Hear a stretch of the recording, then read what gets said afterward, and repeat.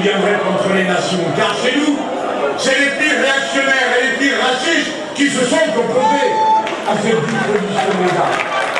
Donc c'est bien que je l'assume et je vous dis que je sais que dans mon pays elle fut controversée et nous l'avons réglée comment?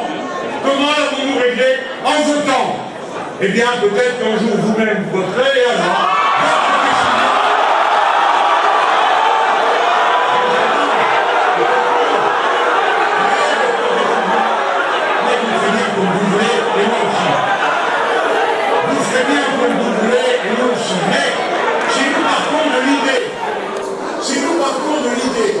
En effet, chacun ayant sa culture, ses traditions. Nous devrions tous les regarder du même œil, alors je dois aussi vous dire que je ne suis pas d'accord. Bien sûr, pour terminer sur le sujet, je sais que les Français n'ont pas trop de se donner sur la polygamie pour ce qui concerne les pratiques présidentielles. Mais il n'empêche que vous ne pouvez m'empêcher de penser, pour moi, pour mes compatriotes, que nous n'y sommes pas favorables. Et je vous le redis, il n'y aura pas non plus de concession intellectuelle de ma part sur ce sujet avec vous, comme vous n'en avez pas avec moi. Je l'ai entendu assez clairement pour que je puisse m'autoriser à la même pratique avec vous. Voilà, mesdames, messieurs, et je vous demande de prendre un instant de recul. Écoutez-moi. Nous venons à cet instant de faire une démonstration. Et vous venez d'en faire une. On peut dialoguer et ne pas être d'accord. On peut dialoguer et être d'accord. Et la révolution citoyenne sénégalaise m'a accepté venant ici à l'invitation du pasteur, sachant quelle autre je suis et quelle valeur je porte. Et vous m'avez écouté avec bienveillance. Vous venez d'entendre mon désaccord radical sur une question. Eh bien, il nous faudra vivre avec. En tout cas, je peux vous dire mon bonheur de vous avoir rencontré et de penser que vous avez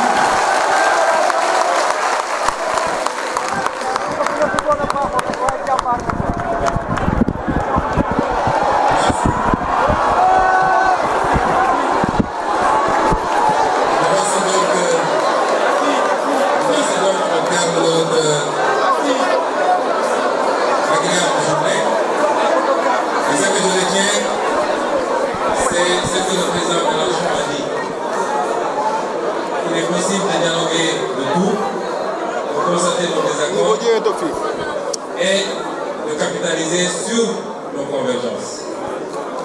Et c'est là où le bas blesse malheureusement. Nous vous concédons votre désaccord sur la polygamie. Ce qui ne nous empêchera pas de débarquer à Paris avec les deux dames.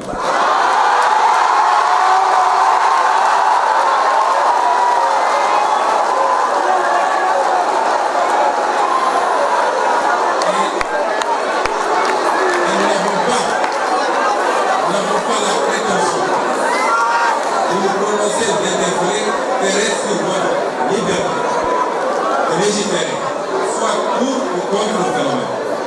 Et là où on va blesse, c'est que dans le sens inverse, on veut nous refuser ce droit, nous, sur les aspects où on est en désaccord, de légiférer ou de ne pas légiférer.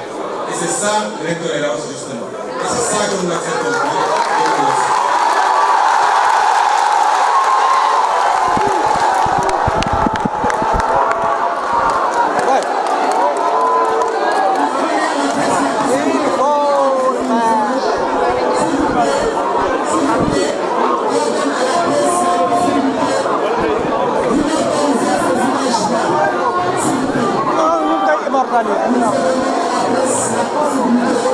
Ayo, karena ada orang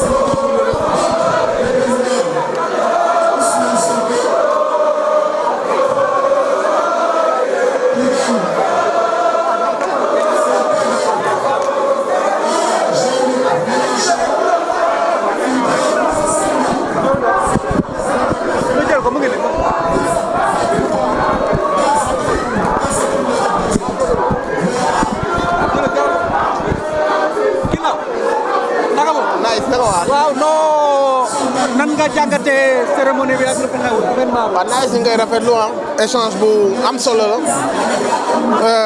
muy ci président Mélenchon muy ci président Ousmane Sonko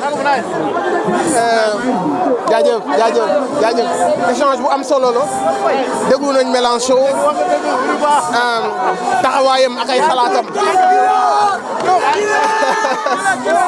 jaajëf encore une fois ñuy kontaan aussi ci président Ousmane Sonko parce qu'il a tenu le discours bi ñu doon xaar ci moom il a défendu ñun suñu idéologie il a défendu ñun suñu taxawaay il a défendu suñu société ak notre façon de vivre et tout en respectant aussi ñeneen ñeeg seen xalaat il a demandé à ce qu'on le respecte il a parlé de souveraineté et voilà comme d'habitude il a assuré son discours il a parlé pour nous et on se retrouve complètement sur tout ce que Ousmane Sonko a dit aujourd'hui.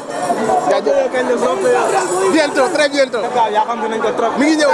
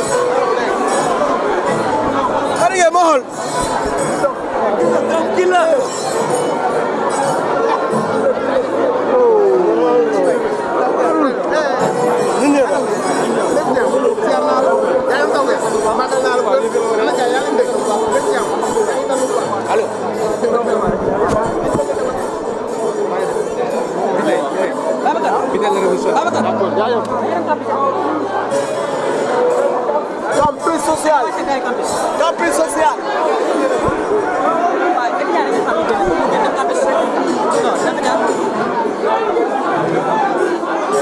Sëñ Ba. Campus yi.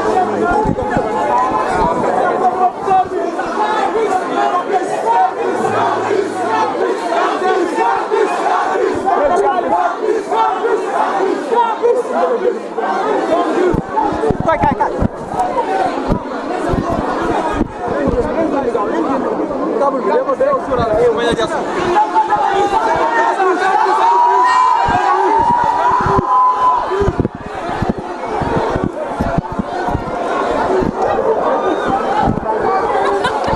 Kay rek koy.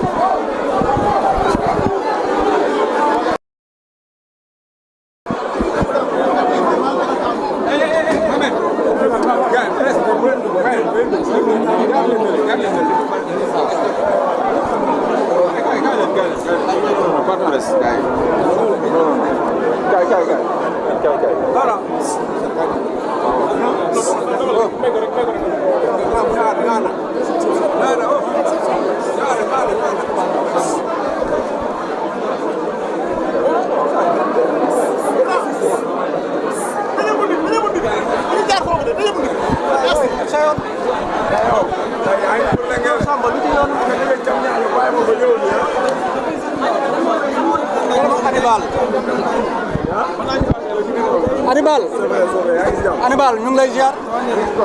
Ça va. Oui ñu bëggoon la laaj. tey moom ngeen jëndal ok merci. Comme ñu dem ci ayib. est-ce que wàllu da ngay jël section communale wala civile bu mu leen a jege rek waaw c'est plus simple waaw attaque de Bounkiling le coordinateur oui. Ah d'accord, ça va? C'est comment? Moussa? Ok, enchanté.